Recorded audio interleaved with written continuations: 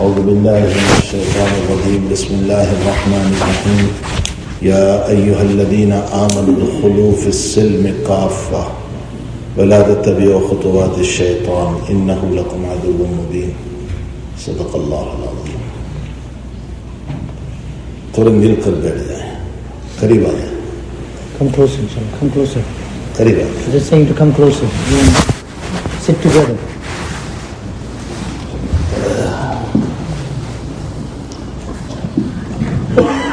بزرگان محترم، معزز بھائی اور دوستو حاضر، آپ نے بعد المغرب حضرت مفتی صاحب دامت برکاتہم العالیہ سے قرآن کریم کے سلسلے میں فضائل، مناقب، اللہ تعالیٰ کے اس کلام عظیم کے باب میں چند باتیں سنی. قرآن ایسی کتاب نہیں ہے کہ صرف آج ہی کی رات میں اس کی تلاوت کی جائے، ایسا کہیں نہیں آیا. یہ تو صرف اس لیے کہ ہمارے اکابر کے وہاں مہینے میں ایک جمعرات رکھی جاتی تھی. یہ ہمارے بزرگوں کا معمول رہا ہے کہ مہینے میں ایک جمعرات نائٹ ایسی رکھی جاتی تھی کہ جس میں لوگ جمع ہو کر کے پوری رات قرآن پڑھتے تھے اور پھر فجر کے بعد دعائیں ہوتی تھی، اصال ثواب ہوتا تھا. ورنہ قرآن ایک ایسی کتاب ہے جو روزانہ پڑھی جائے. جس ذات بابرکت پر یہ قرآن اترا ہے اس ذات بابرکت کو یہ حکم دیا گیا، اتل ما اوحی الیک، پیغمبر آپ اس کتاب کی تلاوت کیجئے جس کو آپ پر اتارا گیا. آپ کو یہ بھی کہا گیا قم اللیل الا قلیلا نصفہ او انقص منہ قلیلا او زد علیہ ورتل القرآن ترتیلا. آپ رات میں اٹھیے، نبی اکرم صلی اللہ علیہ وسلم کو فرمایا گیا آپ رات میں اٹھیے، آدھی رات اس سے کچھ زیادہ اس سے کچھ کم میرے سامنے کھڑے ہوئیے اور قرآن کی تلاوت کیجیے. ورتل القرآن ترتیلا. تہجد کی نماز بہت پہلے سے ہے، فرض نماز بعد میں آئی، اس لیے کہ سب سے پہلے اقرا بسم ربک الذی کا نزول ہوا. اس کے 2.5 یا 3 سال کے بعد سورہ مدثر کا نزول ہوا جس میں آپ کو تبلیغ کا حکم دیا گیا، قم فانذر وربک فکبر، اٹھیے، ڈرائیے اور اپنے رب کی عظمت بیان کیجیے. اور اس کے بعد سورہ مزمل آپ کو دی گئی. سورہ مزمل کا نزول بھی بس مدثر کے ساتھ کچھ ہی دنوں میں ہوا. معلوم ہوتا ہے کہ نبوت کے 3 سال تہجد آ گئی تھی اور فرض نماز تو نبوت کے 10ویں یا 11ویں سال میں آئی. یعنی نبوت کے 10 سال گزر گئے یا 11 سال گزر گئے، اس کے بعد تہجد آئی، فرض نماز آئی. اور تبلیغ کے حکم کے بعد فوراً مزمل کو اتارا اور تہجد کا حکم دیا گیا. اور اس بات کی طرف اشارہ کیا گیا کہ تبلیغ و تہجد میں بڑا وقت ہے. جو انسان تبلیغ کرے، دعوت دے امت کو، اس کی زندگی میں تہجد نہ ہو تو اس کے کام کی مدد نہیں ہو سکتی. وہ چاہے دعوت و تبلیغ میں چلنے والا ہو، وہ چاہے مدرسے میں پڑھانے والا ہو، جہاں بھی تبلیغ کرے اس کی تبلیغ میں تہجد نہیں ہے تو اس کی نصرت نہیں ہوتی، اس کی مدد نہیں ہوتی. یہ بڑا ربط ہے اس کے اندر. راتوں میں مانگنا ہوگا، دن میں کام کرنا ہوگا. تو بہرحال نبی علیہ السلام کو خود یہ کہا گیا ورتل القرآن ترتیلا، رات میں اٹھیے، قرآن پڑھیے اور ہمارے سامنے کھڑے رہ کر قرآن پڑھیے. حضرات صحابہ کی زندگی قرآن کریم کی تلاوت سے بھری ہوئی تھی. ان کے قرآن کو سن کر مکہ کی عورتیں ایمان لے آتی تھیں، مکہ کے بچے متاثر ہو جاتے تھے، اثر لے لیتے تھے، ان کے دلوں پر ایمان کا جھٹکا لگتا تھا۔ یہ صحابہ کرام کا مزاج تھا تلاوت قرآن کا۔ عبداللہ ابن عمرو بن العاص رضی اللہ تعالیٰ عنہ، نبی علیہ الصلوۃ والسلام نے ان سے فرمایا کہ کتنی مدت میں آپ قرآن پورا کرو گے؟ پھر حضرت نے خود ہی فرمایا کہ 1 مہینے میں پورا کرو۔ تو عبداللہ ابن عمرو بن العاص کہنے لگے کہ حضرت مجھے تو بہت ہمت ہے، طاقت ہے، مہینہ تو بہت لمبی مدت ہو گئی، شوق دیکھی، کم مدت میں مجھے کہیے آپ۔ تو حضرت نے فرمایا کہ اچھا 15 دن میں پورا کرو۔ فرمایا حضرت مجھے بہت طاقت ہے ابھی۔ صحابہ کا مزاج آخرت کا تھا، دنیا کا نہیں تھا۔ مسلم شریف میں ایک روایت ہے، حضرت معاویہ رضی اللہ تعالیٰ عنہ، صحابی مشہور معاویہ نہیں، اور ایک صحابی کعب ابن معاویہ یا مرہ ابن معاویہ یا معاویہ ابن کعب نام ہے ان کا۔ ایک رات نبی علیہ الصلوۃ والسلام کو وضو کرایا اور حضرت رات کی خدمت سے بہت خوش ہو گئے، بہت خوش ہو گئے۔ تو حضرت نے فرمایا سل ماشی کا، مانگو، کچھ چاہیے تو مانگو۔ اب آپ اور میں ہم تھوڑی دیر کے لیے خیال کریں کہ ہم کو اگر اللہ کے نبی کہتے کہ مانگو تو ہم کیا مانگتے؟ تھوڑی دیر کے لیے ہم خیال کریں، شاید ہم مانگتے کہ حضرت ہاؤس نہیں ہے، ہاؤس مل جائے، حضرت میری انکم نہیں ہے، انکم کا ذریعہ ہو جائے، حضرت میرے پاس اولاد نہیں ہے، دعا کر دیجئے نا اولاد ہو جائے۔ یہ میں جو اپنے خیالات ہیں وہ میں رکھ رہا ہوں، میں ہوں یا آپ ہوں، ہم ان میں سے کوئی بات کہتے حضرت۔ ادھر صحابی کی سوچ دیکھیں کہ حضرت خود پوچھ رہے ہیں کہ سل معاشی کا، مانگو کیا مانگتے ہو؟ تو صحابی فرماتے ہیں کہ رفاقت و کفل جنہ، حضرت میں جنت میں آپ کے ساتھ رہنا چاہتا ہوں، میں آپ کے ساتھ جنت میں رہوں گا، مجھے یہ دے دیجیے۔ تو نبی علیہ الصلوۃ والسلام نے فرمایا او غیر ذالک، میں جب اس حدیث پر پہنچتا ہوں تو ترجمہ کرتا ہوں محبتانہ انداز میں، ظالم بہت بڑا مانگ لیا، کچھ اور مانگ، یہ تو بہت بڑی چیز ہو گئی، نبی کی رفاقت جنت کے اندر کوئی معمولی چیز تھوڑے ہے کہ حضرت کے ساتھ رہے، کچھ اور مانگ، او غیر ذالک۔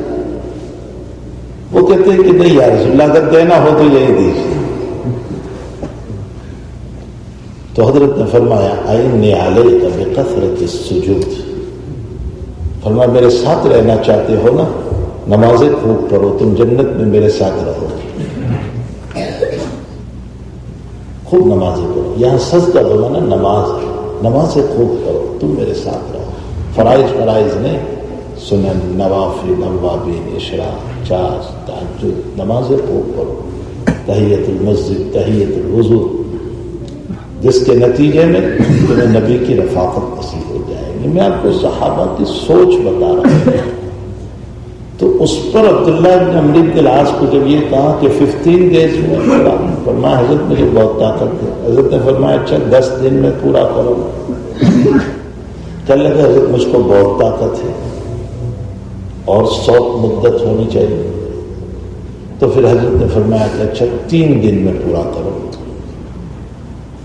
تب خوش ہوئے عبداللہ ابن عمرو بن العاص، اور 3 دن میں قرآن پورا کرتے تھے، اور ساری زندگی کا معمول رہا، ساری زندگی کا ہر 3 دن میں قرآن ختم، ہر 3 دن میں۔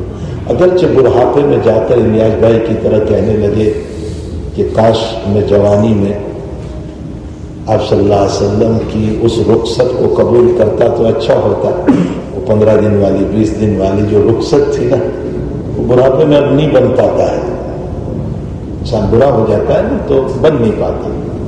فرمایا وہ رخصت قبول کر لیتا تو اچھا ہوتا، لیکن جب نبی کے ہاتھ پر بیعت کر لی ہے 3 دن پر، تو بڑھاپے میں بھی 3 دن میں قرآن پورا کرتے رہے.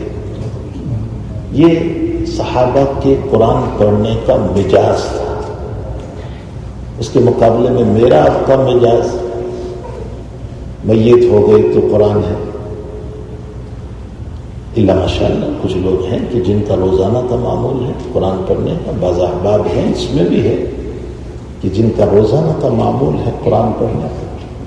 ایک صاحب یہی مجھے ملنے والے ہیں، الحمدللہ وہ ہر 15 دن میں قرآن پورا کرتے ہیں.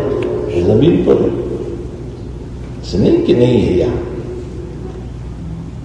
یو کے میں ایک صاحب تھے، انتقال کر گئے کووڈ کے زمانے میں. 30 دن میں 30 قرآن پورے ہوتے تھے ان کے. ایسے لوگ بھی ہیں زمین پر، اور انہی کی وجہ سے دنیا کا قیام ہے. ایسے ہی لوگ ہیں جن کی وجہ سے اس دنیا کا قیام ہے. تو تلاوت قرآن کا مزاج کوئی ٹیمپرری نہیں ہونا چاہیے، وقت نہیں ہونا چاہیے، یہ تو دائمی ہونا چاہیے. روزانہ ہم تلاوت کریں. تو بزرگان محترم، قرآن کریم ایک بہت بڑی نعمت ہے. اس کے فضائل آپ نے مغرب کے بعد حضرت مفتی صلی اللہ علیہ وسلم صاحب سے بھی سنے، اور مولانا بھی ابھی کچھ بیان کر رہے تھے انگلش میں. نور ہوگا، روشنی ہے وغیرہ، بہت سارے فضائل اپنی جگہ ہیں. خود جناب نبی کریم صلی اللہ علیہ وسلم نے سورتوں کے فضائل بیان فرمائے، قرآن کے فضائل بیان فرمائے. حضرت نے فرمایا کہ کون ہے جو رات میں 1/3 قرآن پڑھ کے سوئے، 1/3.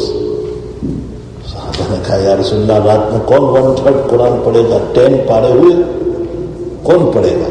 حضرت نے فرمایا کہ من قرأ سورۃ الاخلاص مرۃ، جو ایک مرتبہ قل هو اللہ پڑھے گا اس کو 1/3 کا ثواب ملے گا. فضیلت بیان فرمائی نبی علیہ السلام نے. تو 3 مرتبہ پڑھو گے تو اللہ تعالیٰ ایک قرآن کا ثواب دے گا. 1/3 10 پارا ایک قل هو اللہ، تو 3 پر ایک قرآن کا ثواب ہو گیا. لیکن یاد رکھیں اس کا یہ مطلب نہیں ہے کہ آپ قرآن پڑھنا چھوڑ دیں اور قل هو اللہ ہی پڑھتے رہیں. یہ فضیلت ہے، سورہ اخلاص کی فضیلت ہے، یہ فضلی ثواب ہے.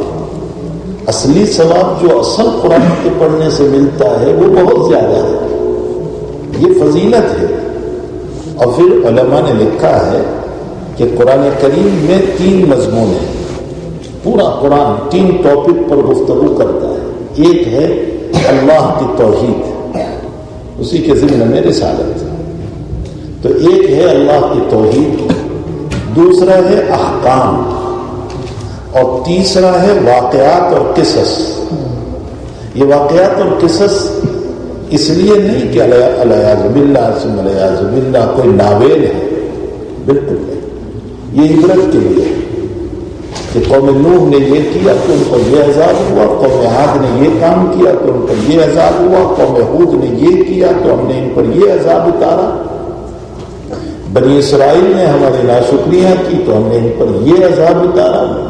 اور وَقَضَيْنَا إِلَىٰ بَنِي إِسْرَائِيلَ لَتُفْسِدُنَّ فِي الْأَرْضِ مَرَّتَيْنِ وَلَتَعْلُنَّ عُلُوًّا كَبِيرًا. 2 بہت بڑے عذاب اتارے بنی اسرائیل پر. حالانکہ وہ انبیاء کی اولاد، اس زمانے کے اعتبار سے، ابھی کے نہیں، اس زمانے کے اعتبار سے انبیاء کی اولاد تھی وہ تو. لیکن اللہ تعالیٰ نے فرمایا کہ تم فتنہ کرو گے اور میں تم پر ظالموں کو مسلط کروں گا.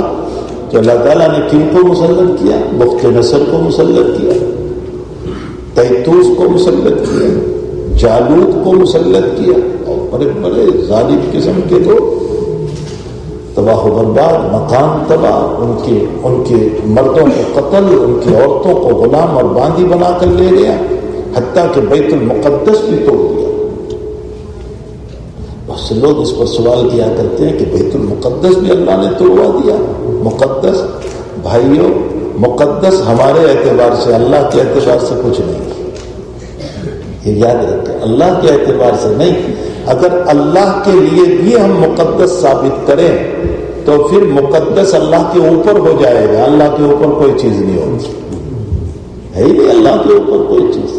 یہ تقدس ہمارے اعتبار سے، اللہ نے ہمارے لیے مقدس بنایا ہے اس کو، لیکن جب ہماری بد اخلاقیاں، اور کیوں بیان کیا اللہ نے قرآن میں ان واقعات کو؟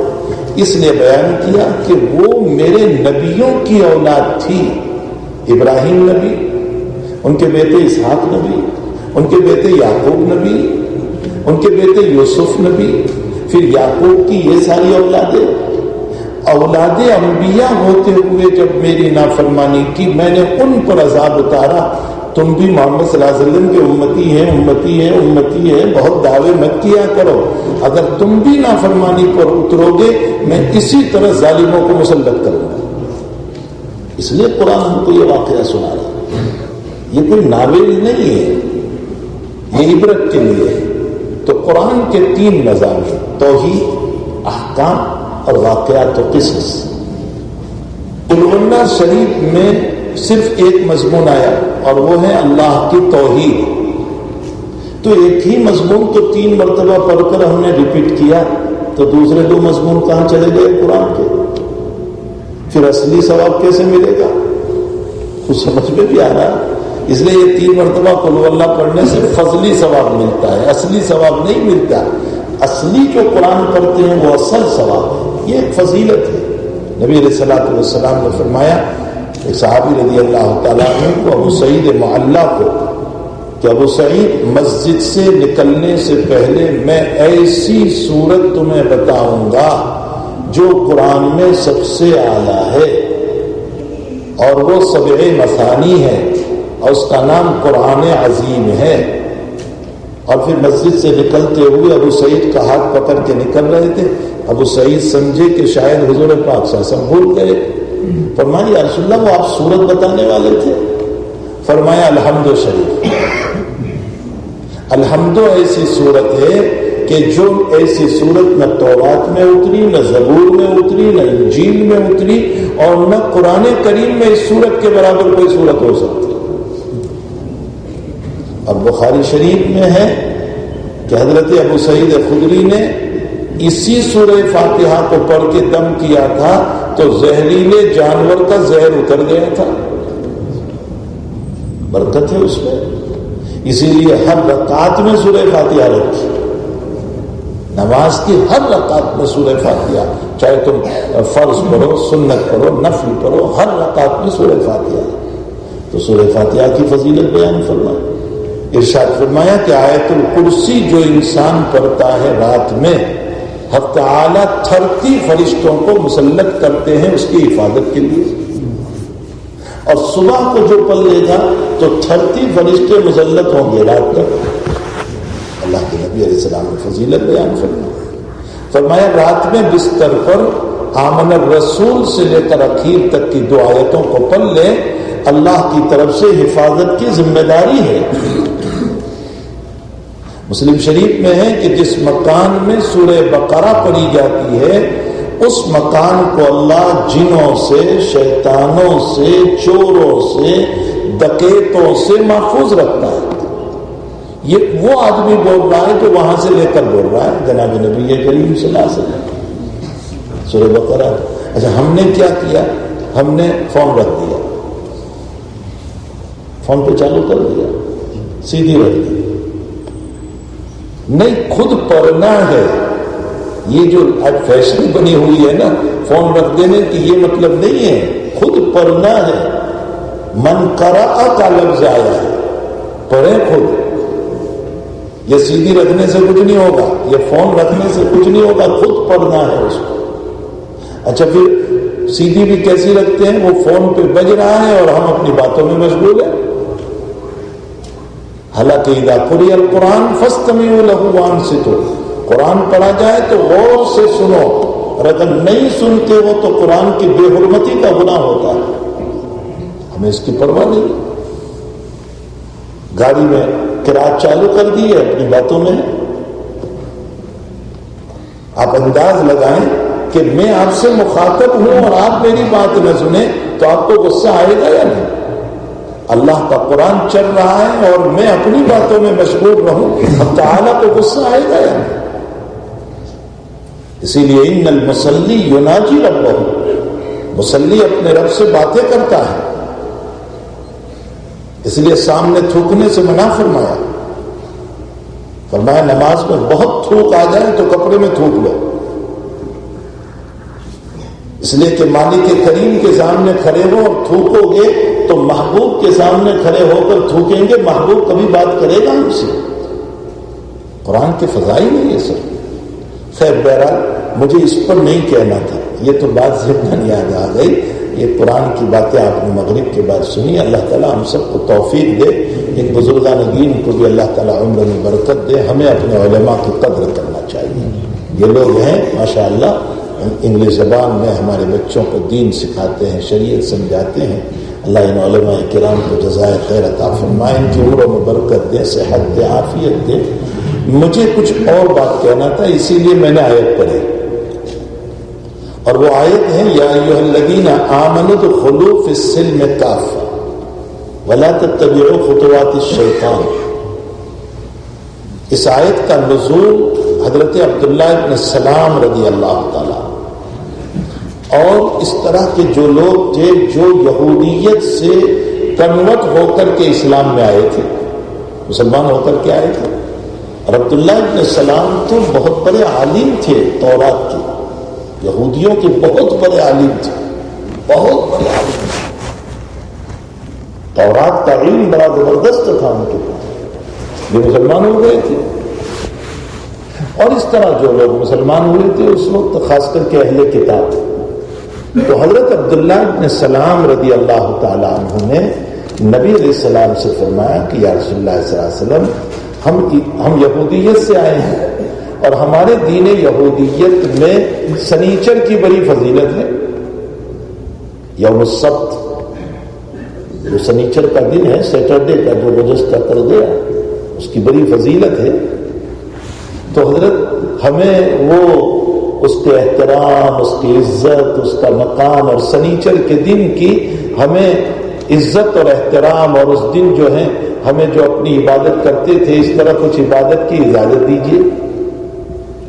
ایک تو یہ سوال کیا، اور دوسرا سوال یہ کیا کہ حضرت میں چاہتا ہوں کہ جیسے نماز میں قرآن پڑھا جاتا ہے، یہودیت میں ہماری نمازوں میں تورات پڑھی جاتی تھی، تو حضرت وہ بھی تو اللہ ہی کی کتاب ہے، مجھے فجر کی نماز میں تورات پڑھنے کی اجازت دے دیجیے.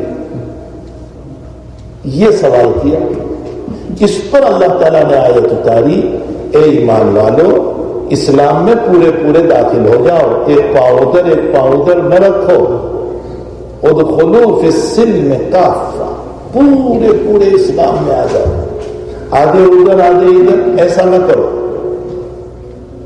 یعنی کچھ یہودیت بھی کچھ اسلام بھی، ایسا نہیں. اسلام میں جب آ چکے ہیں تو مکمل اسلام کا فالو کرو.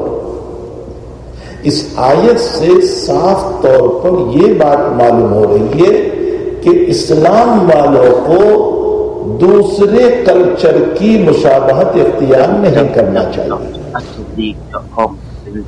جو دوسرا کلچر ہے، چاہے وہ یہود کا کلچر ہو، چاہے وہ عیسائیت کا کلچر ہو، چاہے وہ حنوت کا کلچر ہو، کسی کا بھی ہو، ہمیں ان کی مشابہت اختیار نہیں کرنا چاہیے. شیخ الاسلام ابن تیمیہ رحمۃ اللہ علیہ نے فرمایا کہ جو جان بوجھ کر مشابہت اختیار کرے گا تو وہ یاد رکھے کہ اس نے حرام کا ارتکاب کیا، اور جس سے بھول سے مشابہت ہو گئی تو بھی کراہت سے خالی نہیں ہے، مکروہ ہونے سے خالی نہیں ہے. تو ہمیں چاہیے کہ ہم دوسرے، اس لیے کہ ہمیں جو دین دیا گیا ہے نا وہ اتنا کامل و مکمل دین دیا گیا ہے، اتنا کامل و مکمل دین دیا گیا ہے کہ اس دین کے اندر ذرہ برابر کوئی سوال، کوئی اشکال یا کوئی بات یا کوئی ایسا مسئلہ جو فطرت کے خلاف ہو، طبیعت کے خلاف ہو، نیچر کے خلاف ہو، ایسا ہے ہی نہیں. جو طبیعت چاہتی ہے ویسا مسئلہ بیان کیا شریعت نے، جو فطرت چاہتی ہے ویسا مسئلہ بیان کیا، جو نیچرلی طبیعت ہماری چاہ رہی ہے نا وہی مسائل بیان کیے ہیں. جب اتنی بہترین شریعت ہے تو پھر ہمیں دوسروں کے طور و طریق کو، دوسروں کے گندے افعال کو اپنانے کی ضرورت کیا ہے؟ یہ یا ایھا الذین آمنوا ادخلوا فی السلم کافہ ولا تتبعوا خطوات الشیطان کی آیت سے معلوم ہو رہا ہے۔ یہ مشابہت کا نقصان کیا ہے سمجھے؟ بہت سے لوگ یہ کہہ رہے ہیں کہ آج 31 ہے، 1 جنوری ہے، اور اس میں شباہت اور مشابہت صرف اسی میں نہیں، ساری شریعت میں، پوری شریعت میں ہم کسی کی مشابہت نہ کریں۔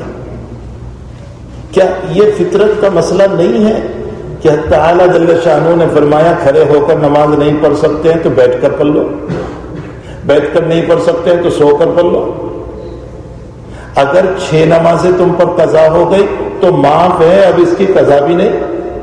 پوچھئے مفتی صاحب بیٹھے ہوئے ہیں، اگر 6 نمازوں تک اگر آپ بے ہوش رہے، بالکل بے ہوش، آپ کو کچھ عطا پتہ نہیں، اور 6 نمازیں آپ پر ہو گئی بے ہوشی کے حال میں، تو شریعت نے ان 6 نمازوں کو معاف قرار دیا۔ کیا یہ فطرت نہیں ہے؟ اگر کوئی انسان پورے رمضان کا مہینہ بے ہوش رہا، جب طلوع رمضان کا چاند ہوا تب بھی بے ہوش، اور عید کا چاند ہوا تب بھی بے ہوش، فرمایا روزے معاف ہے شریعت میں۔ کیا یہ فطرت نہیں ہے؟ تو کون سا ایسا مسئلہ ہے جو شریعت نے ہماری فرمایا تم سفر میں ہو، تکلیف ہوتی ہے تو چلو اس صورت کے اندر 4 کے بجائے 2 رکعت تمہیں دے دی گئی۔ روزوں کا مسئلہ ہے تو ان روزوں کے مسائل کے اندر تمہیں کہہ دیا گیا رکھو تو رکھو، نہ رکھو تو کوئی عرض نہیں، گھر پہ آ کر رکھ لینا، قضا کر لینا اس کو۔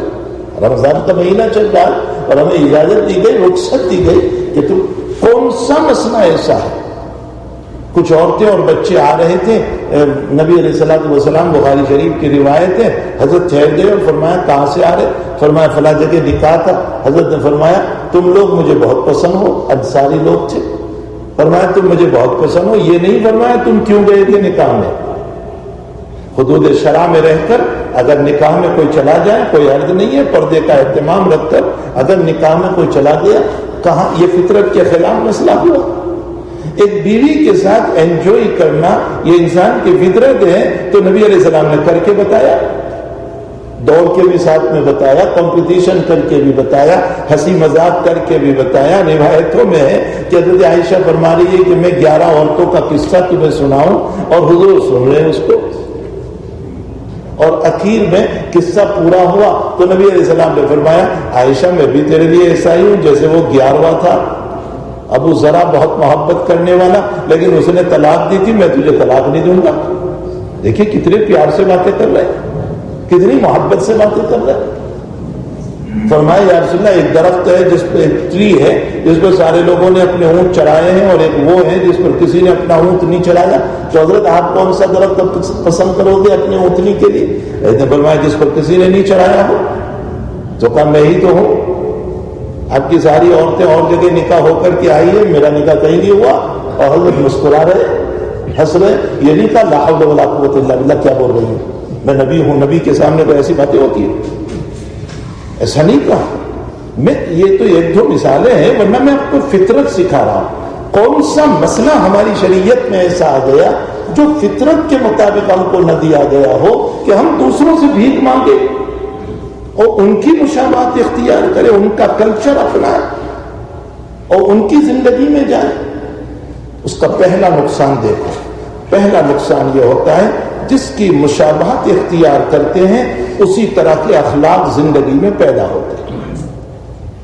حافظ ابن حجر اسقلانی رحمۃ اللہ علیہ نے لکھا ہے، اسی طرح حافظ ابن بنیر علیہ الرحمہ نے بھی لکھا من تشبہ بقوم فہو منہم کی تحت ارشاد فرمایا کہ جو انسان مثلا مرد ہو کر عورت کی مشابہت اختیار کرتا ہے تو آہستہ آہستہ اس کی باڈی میں وہ کمزوری محسوس کرتا چلا جاتا ہے، وہ اپنی فطرت کو اسی طرف لے جاتا ہے۔ یہ ہے مشابہت کا اثر، ایک مثال دے کر کے سمجھایا ہے۔ اسی طرح جو فاخرانہ اور تکبرانہ لباس پہنتا ہے اس میں فخر و تکبر پیدا ہو جاتا ہے۔ حضور پاک صلی اللہ علیہ وسلم نے فرمایا، مشکاۃ شریف کی روایت ہے کہ لائن کے لیدر پر مت بیٹھا کرو، لائن کا جو چمڑا ہوتا ہے نا اس پر مت بیٹھو، حالانکہ دباغت دے دیا گیا وہ پاک ہے. بھائی لائن کا چمڑا دباغت کے بعد پاک ہو جاتا ہے، وہ پاک ہے. پھر حضرت کیوں منع فرما رہے؟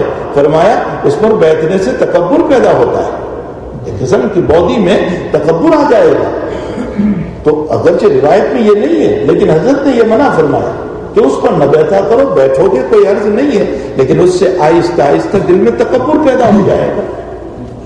تو چیزوں کا اثر ہماری طبیعت کے اوپر پڑتا ہے اور کپڑوں کے. اسی لیے روایت میں ہے نبی اکرم صلی اللہ علیہ وسلم نے فرمایا من سر ان یحب حلاوت الایمان، جو آدمی یہ پسند کرتا ہو کہ اللہ تعالیٰ اس کو حلاوت ایمانی نصیب فرمائے، فرمایا لباس صوف پہنے. لباس صوف کا مطلب ہے تواضعانہ لباس پہنے، عاجزانہ لباس پہنے، انکسارانہ لباس پہنے، تواضع والا لباس پہنے. اس کی وجہ سے اس کے اندر تواضع پیدا ہوگی. خلاصہ کلام یہ ہے کہ یہ اثرات ہوتے ہیں. تو ہم جس کی مشابہت اختیار کرتے ہیں لباس میں، کلچر میں، زندگی میں، اسی طرح کے حالات ہمارے اندر آئیں گے. اور اس کے ساتھ ساتھ ایک بڑا نقصان یہ ہوتا ہے کہ آہستہ آہستہ اس کلچر سے محبت ہونے لگتی ہے. اور حضرات محدثین فرماتے ہیں کہ جس کلچر سے محبت ہو گئی کہیں ایسا نہ ہو کہ ہمارا ایمان ہمیں فیکا محسوس ہونے لگے، ہمارا ایمان کروا محسوس ہونے لگے، ایمان سے نفرت نہ ہو جائے، کسی اور دین میں نہ چلے جائیں، ورنہ علمان الحفیظ دوام جہنم کے مستحق ہو جائیں گے. یہ ہیں وہ بنیادی باتیں جس کی بنیاد پر نبی کریم صلی اللہ علیہ وسلم نے فرمایا من تشبہ بقوم فہو منہ، جو جس کی مشابہت اختیار کرے گا اسی میں ہو جائے گا. میں حدیث شریف سے ایک دو مثالیں آپ کو دوں. مدینہ المنورہ کی جب زندگی شروع ہوئی تھی اور حضرت جب مدینہ تشریف لے آئے تو اس وقت یہ ضرورت پڑی کہ لوگوں کو نماز کے لیے جمع کیسے کیا جائے. اذان نہیں تھی اس وقت، تو صحابہ سے مشورہ فرمایا. نبی علیہ السلام نے صحابہ سے مشورہ فرمایا، حضرت کو حکم تھا وشاورہم فی الامر، مشورہ کیجیے، مشورے میں برکت ہے. تو کسی صحابی رضی اللہ تعالیٰ نے مشورہ دیا کہ حضرت بوک بجایا جائے. بوک کا معنی ہوتا ہے، یہ یہودی لوگ جو ہے وہ اسٹیل کا بنا ہوا ہوتا ہے، ڈیزے کی طرح بجاتے ہیں زور سے،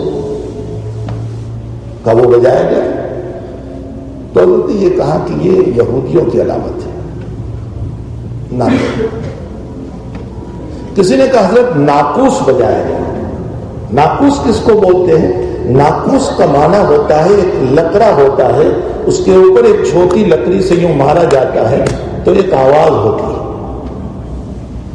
فرمایا یہ عیسائیوں کی علامت ہے، وہ لوگ یہ کام کرتے ہیں سب. کسی صحابی نے فرمایا کہ حضرت فائر کیا جائے، آگ جلائی جائے. آج کل کی اصطلاح میں فائر ورک کیا جائے، ذرا پتاتے چھوڑ دیے جائے تاکہ لوگوں کو یہ پتہ چلے کہ نماز کا وقت ہو جائے. تو حضرت نے فرمایا یہ مجوس کی علامت ہے، آتش پرستوں کی، آگ کے پرستانوں کی علامت ہے، وہ لوگ اس کی عبادت کرتے ہیں. حضرت عمر رضی اللہ تعالیٰ عنہ نے اور کسی ایک صحابی نے مشورہ دیا کہ مسجد کے اوپر فلیگ گاڑ دیا جائے، فلیگ لگا دیا جائے نماز کے وقت میں تاکہ لوگ فلیگ دیکھیں اور آ جائیں. حضرت نے فرمایا ہر وقت تو کون دیکھتا رہے گا اس کو؟ کوئی بات طے نہیں ہوئی. حضرت عمر رضی اللہ تعالیٰ نے فرمایا کہ یا رسول اللہ دل میں یہ آتا ہے کہ نماز کے وقت سے پہلے الصلاۃ جامعۃ کا اعلان کیا جائے، بھائی نماز کا وقت ہو گیا. حضرت نے اس کو پسند فرمایا، کیا ٹھیک ہے نماز سے پہلے اعلان کیا جائے الصلاۃ جامعۃ، الصلاۃ جامعۃ.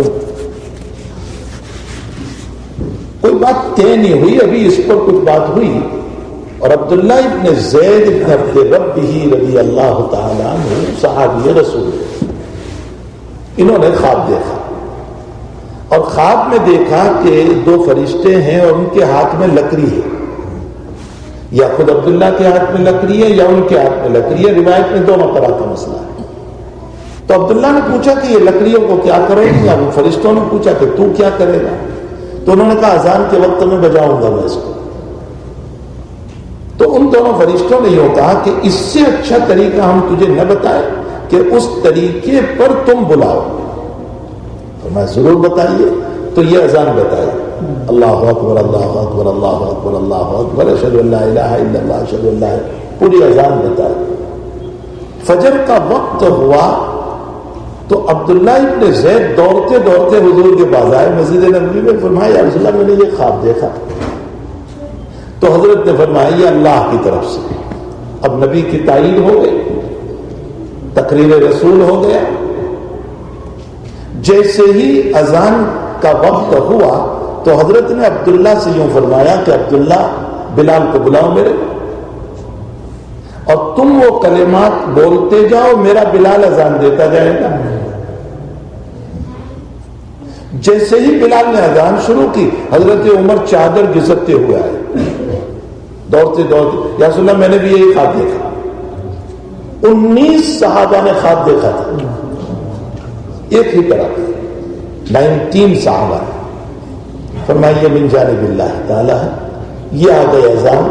مجھے اس اذان پر کچھ کہنا ہے, پہلے ذرا مفتی صاحب اس پر وضاحت کرتے ہیں. صاحب رحمۃ اللہ علیہ نے اس حدیث پر یوں لکھا کہ کتنی شدید ضرورت تھی اذان کی لوگوں کو جمع کرنے کے لیے کسی طریقے کی, لیکن جب یہود و نصارہ کے طریقے سامنے آئے تو حضرت نے ضرورت کے باوجود مشابہت کی وجہ سے انکار کر دیا. یہ پتہ چلتا ہے کہ دین کی کتنی ہی شدید ضرورت ہو, لیکن جب مشابہت کا مسئلہ آئے گا تو ہم نہیں اپنائیں گے, ہرگز نہیں. یہاں اتنی ضرورت کے باوجود نبی علیہ السلام نے منع فرما دیا کہ نہیں, یہ یہود کا طریقہ, یہ عیسائیوں کا طریقہ, یہ مجوسیوں کا طریقہ, ہم اس کو نہیں اپنائیں گے.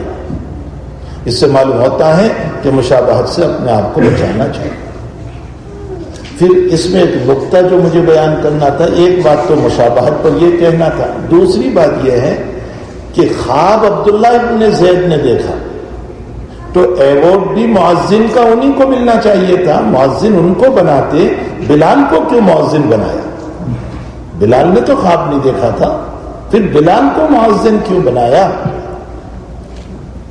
حضرات اکابر کہتے ہیں لِأَنَّهُ أَنْدَى صوت. حدیث کے الفاظ ہے کہ بلال کی آواز بہت بلند تھی, اور اذان میں بلند آواز کی ضرورت ہوتی. ہمارے حضرت شیخ معاذ زکریا صاحب رحمۃ اللہ علیہ فرماتے ہیں کہ یہ یقینی بات ہے کہ بلال کی آواز بہت بلند تھی, اس لیے مقرر کیا. لیکن میرے دل پر ایک بات یہ آتی ہے, حضرت شیخ فرماتے ہیں میرے دل پر یہ بات آتی ہے کہ اللہ نے بلال کا تقرر کروایا. کسی مؤذن کا تقرر پریزیڈنٹ صاحب کرتے ہیں, بلال کا تقرر اللہ نے کروایا, اور اشارہ اس بات کی طرف کیا کہ مکی زندگی میں آگ پر سو کر, پتھر پر سو کر احد احد کے نعرے بلال نے لگائے ہیں, تو خوشیوں کے دنوں میں بھی احد احد کا نعرہ یہی لگائے گا. اس لیے حضرت بلال رضی اللہ تعالیٰ عنہ کا انتخاب کیا. ہمارے اکابر کو جو اللہ تعالیٰ نے قرآن اور حدیث کا, میں ایک کتاب دیکھ رہا تھا, ہمارے قاضی سماع اللہ پانی پتی رحمۃ اللہ علیہ بہت بڑے ولی کامل گزرے ہیں, فقیہ گزرے ہیں, ان کے کچھ ملفوظات میں دیکھ رہا تھا تو اس میں ایک حاشیہ دیکھا. اچھا, اس کا حاشیہ بھی لکھنے والا کوئی معمولی نہیں ہے, علامہ سید سلیمان ندوی رحمۃ اللہ علیہ جیسا انہوں نے اس پر حاشیہ لکھا. تو عجیب بات انہوں نے لکھی, میری طبیعت, میں نے کہا کیا اللہ تعالیٰ نے ان پر قرآن و حدیث کو کھولا تھا, اور یہ کھولنا ویسے ہی نہیں ہوتا ہے, تعلق مع اللہ کی بنیاد پر ہوتا ہے, تقوی کی بنیاد پر ہوتا ہے. فرمایا قرآن کریم میں اللہ تعالیٰ نے 2 جگہ یوں فرمایا فاتقوا اللہ ما استطعتم, تقوی اختیار کرو اپنی طاقت کے مطابق, اور ایک جگہ فرمایا اتقوا اللہ حق تقاتی, جیسا تقوی کا حق ہے ویسا کرو. تو علامہ سید سلیمان ندوی فرماتے ہیں کہ فاتقوا اللہ ما استطعتم سے پہلے معاملات کا بیان ہے, اور معاملات میں بندہ 100% نہیں اتر سکتا ہے, تو اللہ نے فرمایا جتنا ہو سکے اتنا تو کرو.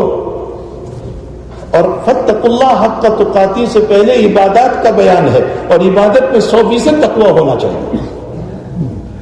اتنی بہترین بات لکھی ہے, اس سے ایک مسئلہ حل ہو گیا کہ معاملات کے باب میں کوشش کرنا چاہیے کہ ہمارے اعمال تقوی پر رہے. چھوٹی بہت غلطی ہو گئی، اللہ تعالیٰ اس کو معاف فرما دیں گے. تو خیر یہ تو ضمنی طور پر بات یاد آ گئی. میں یہ کہہ رہا تھا کہ اتنی شدید ضرورت تھی، اس کے باوجود مشابہت اختیار نہیں فرمائی. صحابہ کرام نے فرمایا کہ یا رسول اللہ یہ یہودی لوگ جو ہے حالت حیض میں عورت کو بالکل الگ رکھتے ہیں، ان کا روم الگ، ان کا کھانا الگ، ان کا پینا الگ، ان کے ساتھ ملنا بھی نہیں، ان کے ساتھ سونا بھی نہیں، سارے مسئلے الگ. ہم کیا کریں؟ تو اللہ تعالیٰ نے فرمایا یسألونک عن المحیض قل هو اذی فاعتزلوا النساء فی المحیض. اللہ نے مستقل احکام اتارے کہ بھئی صرف ملاقات منع ہے، باقی ساتھ میں سوو بھی، رہو بھی، پیو بھی، اس کے ہاتھ کا کھانا بھی کھاؤ. اور نبی نے پریکٹیکلی طور پر بتایا کہ حضرت عائشہ رضی اللہ تعالیٰ عنہ کہہ رہی ہے کہ میں حالت حیض میں تھی، میں نے ہڈی اٹھائی، گوشت والی، تھوڑا سا کھایا، پھر حضرت نے فرمایا لا مجھے دے، اور پھر فرمایا تو نے کہاں سے کھایا؟ کہا یہاں سے. تو حضرت نے وہیں سے کھا کر بتایا کہ حالت حیض میں یہ دوری اچھی نہیں ہے. عائشہ نے حالت حیض میں پیا تو جہاں سے پیا حضرت نے پی کر بتایا کہ یہ دوری اچھی نہیں ہے. میں یہ بتانا چاہ رہا ہوں کہ مشابہت جو ہیں وہ نبی اکرم صلی اللہ علیہ وسلم نے ہمیں منع فرمایا ہے ان کی مشابہت اختیار کرنے سے. لیکن ہمارا حال یہ ہے کہ ہم کلچر میں، ہم لباس میں، ہمارے بالوں کے کاٹنے میں، صرف آج کی رات کی بات نہیں ہے، ساری زندگی ہماری. تمدن میں تم ہو نصارا تو اخلاق میں حنود. اقبال کہہ رہا ہے تمدن میں تم ہو نصارا تو اخلاق میں حنود، یعنی ہمارا تمدن کلچر یہ نصارا والا ہے اور اخلاق حنود والے ہیں. پھر بھی ہم کہتے ہیں کہ ہم ہیں مومن کامل، پھر بھی ہم اپنے آپ کو مومن کامل کہہ رہے ہیں. ہمارا لباس، ہمارے بالوں کی کٹائی جو ہے اس وقت دیکھ لیجیے کس انداز سے بال کٹوائے جا رہے ہیں. یہاں سے سارے کٹوائے جا رہے ہیں، بیچ میں چھوڑے سے چھوڑ دیے جاتے. اس کو قضا کہا جاتا ہے. حدیث میں قضا کی ممانعت ہے. نبی علیہ السلام نے منع فرمایا اس طرح کے بال کاٹنے سے. سارے بال برابر کاٹے جائیں. اب خود والد کٹوا رہے ہیں تو بیٹا کیوں نہیں کٹوائے گا؟ اب اولاد پر وہی اثر ہے. لباس دیکھ لو، علمان الحفیظ اللہ معاف فرمائے کہ ہماری بچی اتنے سافٹ کپڑے پہن کر کے گھر میں اپنے والدین کے ساتھ رہتی ہے کہ خود والدین کو حیا آتی ہے. کیا یہ مشابہت نہیں ہو گئی ان کے ساتھ؟ کیا یہ ان کے کلچر کی مشابہت نہیں ہو گئی؟ جو طور و طریق ان کے ہیں. حضور پاک صلی اللہ علیہ وسلم نے فرمایا کہ میری امت خیر پر رہے گی جب تک کہ افطاری کے بعد میں یہودیوں کی طرح تاخیر نہ کرے. جیسے یہودی لوگ ستارے نکلنے تک جو ہے اپنا روزہ افطار نہیں کرتے، اگر تم بھی ایسا کرو گے تو خیر باقی نہیں رہے گا. غروب آفتاب کے بعد فوراً افطار کرو. تو جناب نبی کریم صلی اللہ علیہ وسلم نے کئی جگہ روایتوں کے اندر ہمیں جو ہے ان کی مشابہت سے منع کیا. اور قرآن کریم خود کہہ رہا ہے افنجعل المسلمین کالمجرمین، مسلمان اور مجرم برابر ہو جائیں گے. افنجعل المتقین کالفجار، فاجر اور متقین برابر ہو جائیں گے. افنجعل الذین آمنوا وعملوا الصالحات کالمجرمین، یہ اعمال صالحہ کرنے والے اور وہ جو اللہ کی نظر میں مغضوب علیہم ہیں، جو ظالمین ہیں، اسے برابر ہو جائیں گے؟ ہرگز نہیں. جب اللہ کی نظر میں برابر نہیں تو ہمیں بھی ان کا کلچر نہیں اپنانا چاہیے، ہمیں بھی ان کی مشابہت نہیں اپنانا چاہیے. نہ لباس میں، نہ بالوں کے کٹوانے میں، نہ زندگی کا طرز میں، نہ اپنی عبادتوں کے اعتبار سے، نہ جنوری اور نیا سال منانے کے اعتبار سے. یہ سب غلط ہے. ہم لوگوں کو مبارکبادی دیں گے، نیا سال مبارک، نیا سال مبارک. جناب رسول اللہ صلی اللہ علیہ وسلم سے کون سی حدیث میں ایسا آ گیا کہ آپ صلی اللہ علیہ وسلم نے نئے سال مبارک کی تعلیم دی ہو؟ ہمارے کلچر میں ایک نیا ہوا جمعہ مبارک. کہاں سے آیا یہ جمعہ مبارک کا کہاں سے آیا؟ کیا کوئی حدیث ہے اس کی کہ لوگ جمعہ مبارک کہیں؟ آپ صلی اللہ علیہ وسلم نے کہیں نہیں فرمایا ہے.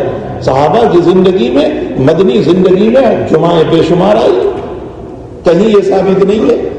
حضرت مفتی صاحب ابو داؤد شریف پڑھاتے ہیں، مسلم شریف پڑھاتے ہیں اور کتابیں پڑھاتے ہیں، ابواب کے ابواب بھرے پڑے ہیں پورے کتاب الجمعہ کے. کہیں جمعہ مبارک کا باب اور کوئی حدیث آئی ہو تو یہ کہاں سے ہمارا کلچر بن گیا کہ ہم جو یہ تو وہی طرز ہے جو ان لوگوں کا طرز ہے، نیو ایئرس مبارک، نیا دن مبارک، برتھ ڈے مبارک، فلاں مبارک، یہ جو مبارک کے طریقے ہیں اس میں بھی ہم نے ان کا کلچر اپنا لیا اور ہم اس کو سمجھتے ہیں کہ جمعہ مبارک کہنے میں ثواب ملتا ہے۔ حقیقت یہ ہے کہ ہم زندگی وہی گزاریں گے جو رسول اللہ صلی اللہ علیہ وسلم دے کر گئے ہیں۔ جب کعب احبار نے، آخری بات پر میں اپنی بات ختم کروں، کعب احبار رضی اللہ تعالیٰ عنہ نے، جنہوں نے نبی کا زمانہ پایا، یہودیوں کے بڑے عالم تھے لیکن ایمان نصیب نہیں ہوا، وہ حضرت عمر کے دور میں ایمان لائے، بہت بڑے عالم۔ حضرت عمر سے کہنے لگے کہ امیر المؤمنین، تمہارے قرآن میں ایک آیت ہے، اگر ہمارے یہود میں وہ آیت اترتی تو جس دن وہ اترتی اس دن ہم عید کا دن بناتے، خوشی کا دن بناتے۔ تو حضرت عمر نے پوچھا کون سی آیت وہ؟ فرمایا الیوم اکملت لکم دینکم واتممت علیکم نعمتی ورضیت لکم الاسلام دینا۔ یہ بشارت تو اللہ نے کسی امت کو نہیں دی کہ تمہارا دین کامل کر دیا، مکمل کر دیا اور پھر میں تمہارے دین سے راضی بھی ہو گیا۔ یہ صرف اسی امت کو کہا اللہ نے کہ میں تمہارے اسلام سے راضی ہو گیا، اس کے علاوہ کسی۔ فرمایا ہماری شریعت میں اترتی تو ہم عید بناتے۔ تو حضرت عمر نے کوئی لمبی چوڑی تقریر نہیں کی جواب دینے کے لیے۔ حضرت عمر نے صرف اتنا انا عالم، مجھے معلوم ہے، مجھے خوب معلوم ہے کہ یہ آیت کب اتری، کہاں اتری۔ پھر حضرت عمر نے فرمایا یہ آیت عرفہ کے میدان میں اتری اور وہ جمعہ کا دن تھا۔ مجھے معلوم ہے کہ نبی اکرم صلی اللہ علیہ وسلم حجۃ الوداع میں تھے، یوم العرفہ تھا، جمعہ کا دن تھا اور یہ آیت حضرت کے اوپر اتری، یہ آخری آیت ہے۔ لیکن یہ نہیں کہا کہ اچھا ہم بھی عید بنائیں گے آئندہ سال سے۔ کیوں؟ حضرت عمر یہ بتانا چاہ رہے تھے کہ تم تو اپنی طرف سے عید بناتے، ہمارے لیے تو جمعہ کو خود اللہ نے عید بنایا ہے۔ جس دن اتری ہے وہ جمعہ کا دن ہے اور وہ خود عید کا دن ہے ہمارے لیے، جو ہے جمعہ کی اہم ترین نماز ہے۔ تو ہم اپنی طرف سے من مانی نہیں کرتے، ہم اپنی طرف سے شریعت نہیں بناتے ہیں۔ اس سے انداز لگائیں کہ صحابہ کرام نے، نبی کریم صلی اللہ علیہ وسلم نے جو کام نہیں کیا، صحابہ نے ہرگز ان کاموں کو نہیں کیا۔ ہمیں چاہیے کہ ہم اسلام میں مکمل داخل ہو جائیں، پورے داخل ہو جائیں، حضور پاک صلی اللہ علیہ وسلم کی کامل و مکمل اتباع کریں۔ آپ ہی کی اتباع میں ہمارے لیے کامیابی ہے اور آپ سے ہٹ کر ہمارے لیے ناکامی ہے۔ اللہ تمام طرح کی غیروں کی تہذیب کو اپنانے سے، ان کے کلچر میں چلنے سے، ان کے طرح کے بال رکھنے سے، ان کی طرح کا لباس پہننے سے، ان کی طرح زندگی گزارنے سے اور ان کی معیشت کو اپنانے سے اللہ ہم سب کی حفاظت فرمائے۔ وصلی اللہ علی النبی الکریم برحمتک یا ارحم الراحمین۔